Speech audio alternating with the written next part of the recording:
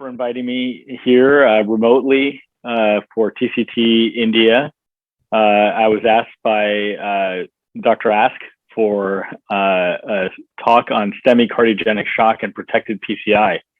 So I'll be talking with you today about a 63-year-old woman who left an outside hospital against medical advice after having found have chest pain and a normal ECG.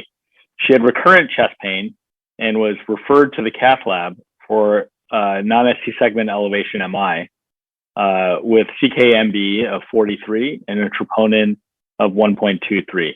This is her angiogram at our hospital. And I think you can appreciate actually with this diagnostic angiogram that there is a problem occurring at the left main into the circumflex. And this becomes more apparent over the next few minutes.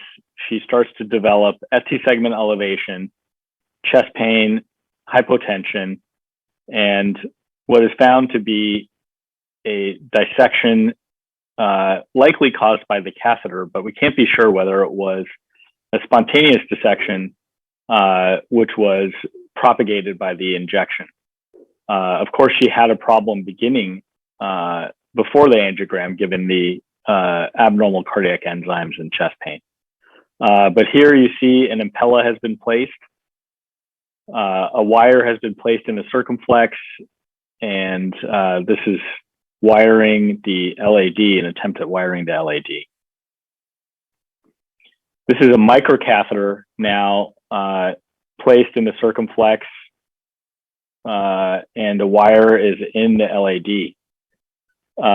You can see there's extensive dissection involving the left main, LAD, and the circumflex, but flow has been restored, and now she's pulsatile again. So, right now, I think the issues that we were facing was trying to know whether the wires are in the true lumen or not. You can see there's some attempt I've been making now to wire the circumflex. It doesn't appear to be free, and it seems to be in a false plane.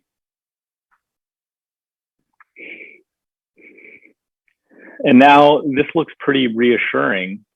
The wire, at least distally, seems to be in the circumflex, luminal, and perhaps in the LAD is luminal also.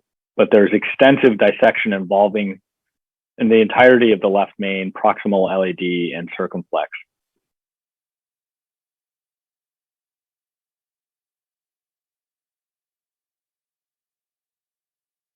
Her hemodynamics are improving. The impella has around 2.5 to 3 liters of flow.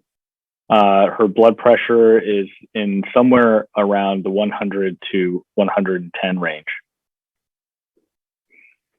So we do some balloon angioplasty of the LAD, and here's an IVUS catheter in the circumflex, and I'll show you a picture of that in a moment. But there was slow flow in the LAD, and the determination was I would try a cutting balloon to fenestrate the intimal flap and hopefully improve the flow, and perhaps we would not need to stent all of this. Unfortunately, at this point, after inflation of the Wolverine balloon, there were suction alarms on the impella. And with suction alarms on the impella, it means there's not enough filling of the left ventricle. And the usual cause of this is bleeding somewhere or underfilling, volume depletion. But there are other mechanisms of underfilling of the left ventricle, which we have encountered with the impella. And those are even a tension pneumothorax has caused this, cardiac tamponade, as well as right ventricular dysfunction. So when the RV is not able to accept the increased flow, decompensates, and is unable to fill the LV, we get suction alarms. Those are differentiated based on the CVP as well as echocardiography. In cardiac tamponade and tension pneumothorax, the CVP will be elevated. In bleeding, obviously, the CVP will be decreased. And with RV dysfunction, we can see this on echocardiography. In this case, the cause was a coronary perforation created by the cutting balloon. So we inflated a balloon proximally, rapidly obtained pericardial access and drained the pericardial fluid. And then you see here a graft master stent, a covered stent here, which I was reluctant to place because I was fairly certain we were in a subintimal position. However, you can see also on the angiogram with a ping pong guide approach that there is actually no more bleeding from the intimal flap, from the perforation. So we removed the graft master and did not deploy it. And this is the IVUS that I promised to show you.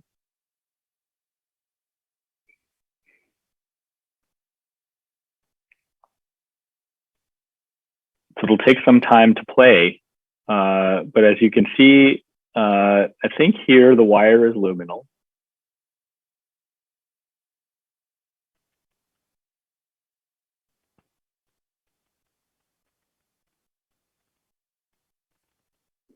But as we come more proximally, I think we'll see that there's a massive hematoma here, and this is the compressed true lumen. And as we're coming back,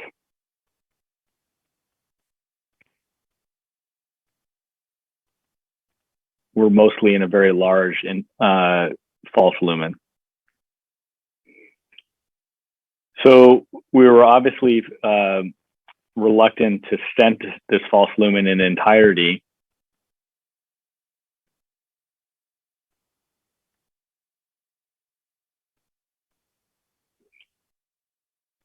So remove the graft master.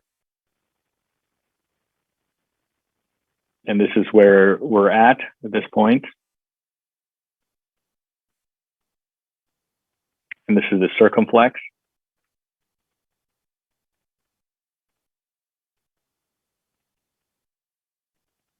Again, you see the true lumen is down at around 6 o'clock. This is a wire in the false lumen. So again, we're in false lumen from the left main all the way down. And the decision was made together with cardiac surgery. We decided not to proceed with bypass surgery. She was hemodynamically stable. She was managed conservatively with only Impella support for 48 hours. The device was removed uneventfully in the cath lab later. No evidence for recurrent ischemia while she was intubated. Her ejection fraction was 30% with anterior and apical severe hypokinesis. Her peak CK-MB was 143. Her hospitalization was complicated by ventilator-associated pneumonia. No recurrent ischemia. She was discharged after 3 weeks in the hospital. We did a CTA in follow-up at 3 months. The arteries looked largely well perfused, and there was still residual dissection. There's a small pseudoaneurysm at the area where the coronary perforation occurred, and at 9-month follow-up, this had resolved. In a 1.5-year follow-up, she's now asymptomatic. Her LV function is now greater than 50% with mild PDA distribution, hypokinesis, and normal anterior wall motion. So with that, I'll stop. And again, I thank you so much for inviting me. I wish I could see you in person, my friends. It's interesting that this aneurysm disappeared over time, because when I have seen aneurysms post-intervention, like atherectomy or whatsoever, then usually they stay. Sometimes they grow, but usually they stay. That's interesting. I wonder, because the mechanism here was a perforation in a false lumen, that if the true lumen, began to become pressurized and started to open, and then the intimal flap, was up against the connection, and then it was no longer, pressurized in the pseudo aneurysm, whereas the most of the time, the perforations are in the true lumen to the outside. Yeah, I think it was really a very good idea not to implant the graft master here. I think that would have been a disaster. I mean, a covered stent covering the false lumen would completely close off everything distally, I think. I mean, I think in retrospect, I think in retrospect, the enemy of perfect was the enemy of good was perfect, was trying to fenestrate in order simply to improve flow. Maybe I should have just left everything, and not tried to get better flow in the LAD distally, but I was afraid that she was going to continue to infarct. So coming back to that question, so was it spontaneous or catheter induced, or was there anything in the history which, I mean, if this is a spontaneous dissection, that's pretty rare. Is there any congenital abnormality, Marfan syndrome, other aneurysms, other dissections somewhere else? Nothing. Yeah. So, and subsequently, in her history, there was no other signs of cardiac complaint. This was the first time she had been noting chest pain like this.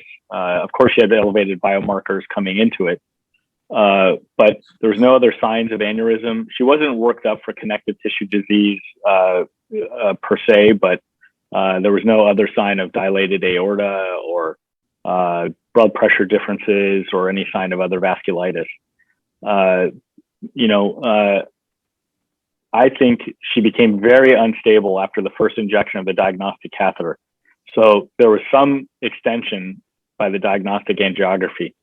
Whether there was something there, I think there was something there. Otherwise, she wouldn't have been having chest pain with a non-STEMI to begin with. But I'm finding that we're seeing, now that we look for it with imaging a little more, what we thought were sometimes just funny looking lesions that we would have just stented and fixed, even in men, we're seeing that the etiology is spontaneous dissection a little more frequently than we thought. When it fits a peripartum, woman, we'd say it's a dissection. But when it doesn't fit, we'd say, yeah, I don't know what it was. Duane, Pinto, can I make a comment here?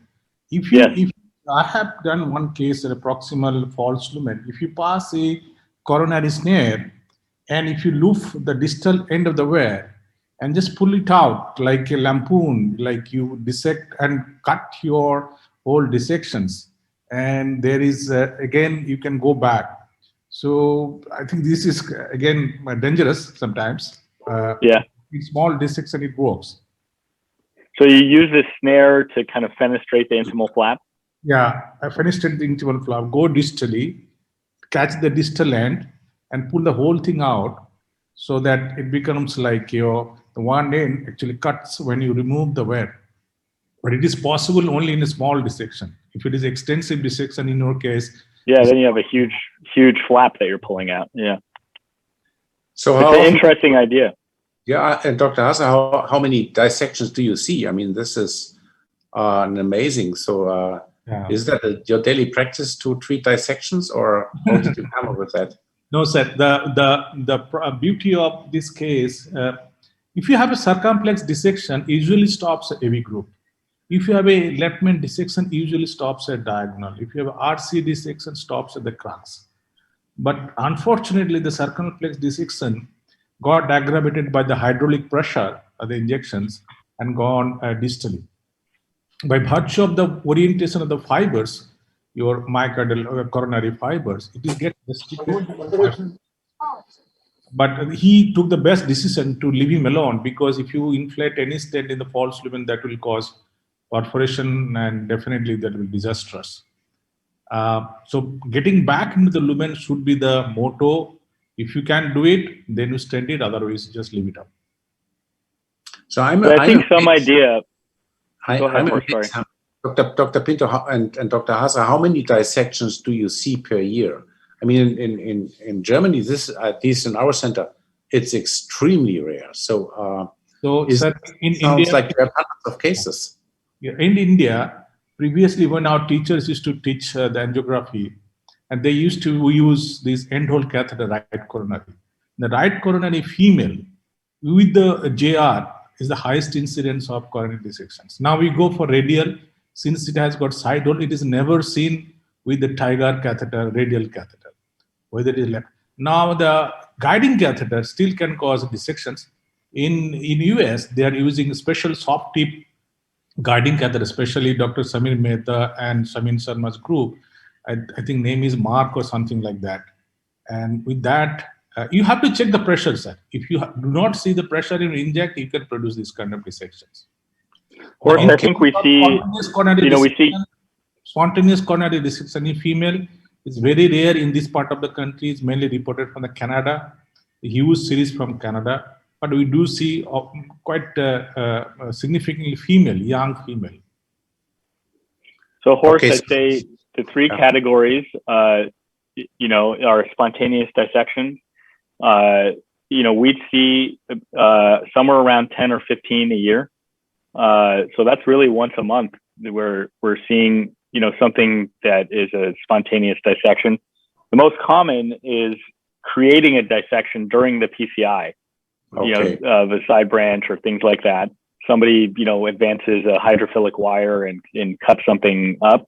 And then there's the guiding dissections where, you know, we see one or two horrible ones a year, even like retrograde extension into the aorta, et cetera.